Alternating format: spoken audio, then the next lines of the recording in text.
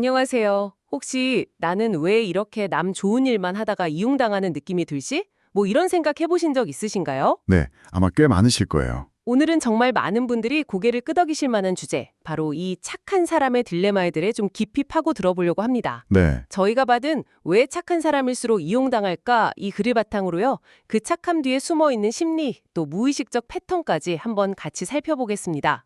어쩌면 딱 당신의 마음을 들여다보는 시간이 될 수도 있겠네요. 네, 아주 흥미로운 분석을 담고 있는 자료인데요. 이 글을 보면 우리가 그냥 저 사람은 천성이 착해 이렇게 생각하는 착함 있잖아요. 네네. 그게 사실은 특정 환경에서 살아남으려고 학습된 행동 패턴일 수 있다는 거예요. 그리고 이게 오히려 자신을 지키는 능력을 약화시킬 수도 있다 이렇게 지적하거든요. 아, 학습된 패턴이다.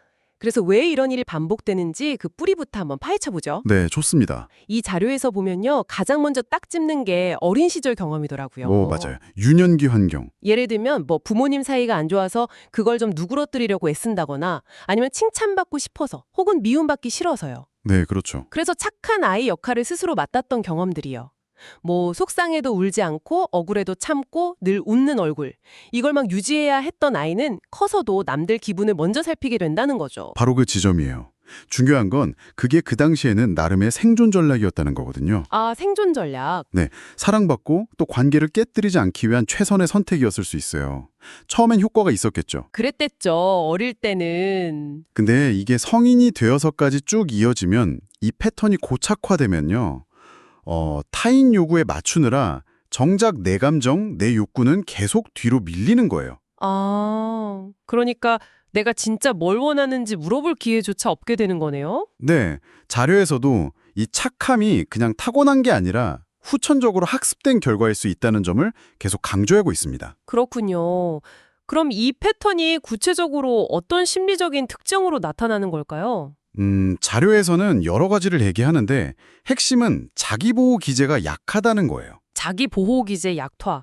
예를 들면요? 뭐 감정 표현 잘 못하고요.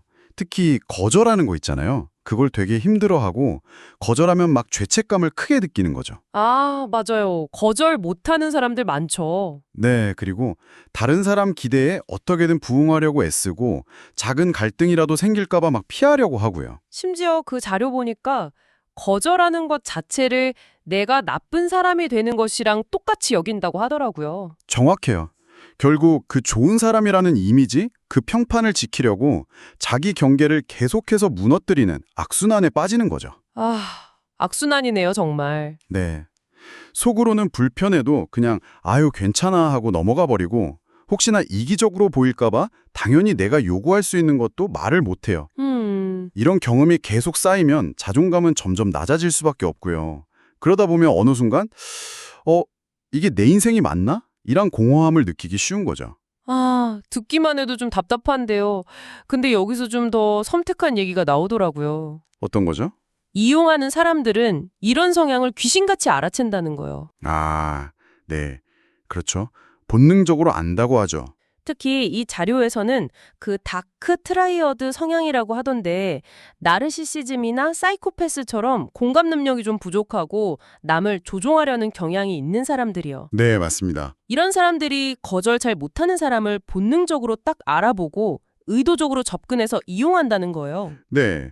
그 이용하는 사람들의 특징을 보면 계속 요구는 하면서도 고마움이나 미안함 같은 건 거의 표현을 안 하죠. 맞아요. 근데 또 착한 사람들은 그런데도 아유 이번 한 번만 더 도와주자. 저 사람도 사정이 있겠지 뭐. 이러면서 또 받아주기 쉬워요. 네. 겉으로 보기엔 되게 마음이 넓어 보일 수 있는데요. 이 글에 따르면 사실 그 밑바탕에는 내가 거절하면 이 관계에서 버려질지도 몰라 하는 아주 깊은 두려움이 깔려 있을 수 있다는 거예요. 일종의 방어적인 행동인 거죠. 그렇군요. 그럼 이 악순환을 대체 어떻게 끊어야 할까요? 그렇다고 뭐 갑자기 막 나쁘게 살라는 건 아닐 거 아니에요. 그럼요. 이 글에서도 그 점을 분명히 하는데요. 착하게 살지 말라는 게 아니라 나를 함부로 대하게 만들면서까지 나를 무시하면서까지 남을 우선하는 착함은 멈춰야 한다는 거죠. 아, 나를 지키는 선에서의 착함이군요. 네. 우리가 무의식적으로 내가 이렇게 잘해주면 언젠가는 알아주겠지 이런 기대를 하잖아요. 네, 하죠. 근데 현실은 그게 잘 안 통한다는 거예요. 오히려 이 사람은 이렇게 막대해도 괜찮은 사람이구나. 이런 잘못된 신호를 줄 수 있다고 경고합니다. 오, 그럴 수 있겠네요. 그럼 어떻게 해야 건강한 착함으로 갈 수 있을까요? 핵심은 건강한 착함을 회복하는 건데요. 즉, 나 자신을 존중하고 보호하면서 동시에 타인을 배려하는 그 균형점을 찾는 거죠. 균형점. 네. 그리고 그 시작은 바로 거절입니다. 거절이요? 역시 그게 중요하군요. 네, 여기서 강조하는 건 거절이 뭐 이기적인 행동이 아니라 오히려 건강한 관계를 위한 최소한의 자기 방어선이자 나를 존중한다는 표현이라는 점이에요. 아, 관계를 위한 방어선, 자기 존중의 표현. 그렇죠. 그래서 미안하지만 그건 좀 어렵겠어요. 지금은 제가 여유가 없네요. 이렇게 말할 수 있는 용기가 필요하다는 겁니다. 그렇군요. 이용당하는 느낌이 들 때 당장 버럭 화를 내거나 나쁜 사람이 될 필요는 없다는 거네요. 그럼요. 그럴 필요 없죠. 자료에서 제시하는 구체적인 방법들이 좀 인상 깊었는데요. 예를 들어서 부탁을 받으면 바로 네 하기보다 잠깐만 생각해보고 말씀드릴게요. 이렇게 시간을 좀 벌거나 네, 그것도 좋은 방법이죠. 아니면 좀 불편한 말을 들었을 때 그 말씀은 저한테 조금 부담스럽네요. 이렇게 솔직하게 표현하는 거예요. 네. 그리고 반복적으로 좀 희생을 요구하는 상황이다 싶으면 이번에는 제가 좀 힘들어서 어려울 것 같아요. 하고 자기 상황을 알리는 것도 중요하고요. 맞아요.